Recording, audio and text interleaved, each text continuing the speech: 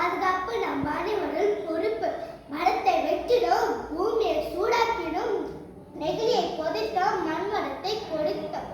ஓசோனின் ஓட்டை வீழ்ந்த பின்னும் கூட திருந்தவில்லை மாநில கூட்டம். இன்னும் திருதாவிட்டால் பெருமளவை சந்திப்புதோ நான் தான். மணி நீளம் மண்ணும் அழியும், மணி நீளம் காடு உடையது அரண்.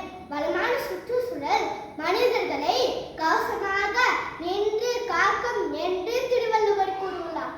இன்றைக்கு சுற்றுச்சூழல் மாசுபட்டுள்ளது. சுத்தமான காற்று, தண்ணீர், உணவு ஆகியவை நமது நோயற்ற வாழ்வுக்கும் நீண்ட ஆயுளுக்கும் மிக அவசியம். எனவே நம் இயற்கையை நேசித்து பாதுகாக்க வேண்டும். செயற்கையோடு வாழத்தான் வேண்டுமா என்ன? வேண்டாம். ரசாயன பொருட்களும் உரங்களும் நிலத்தை கெடுக்கின்றன. தொழிற்சாலை கழிவுகளும் நீர்நிலையை கெடுக்கின்றன. வாகன புகையும் தொழிற்சாலை புகையும் நம் சுவாசிக்க காற்றையும் கெடுக்கின்றன.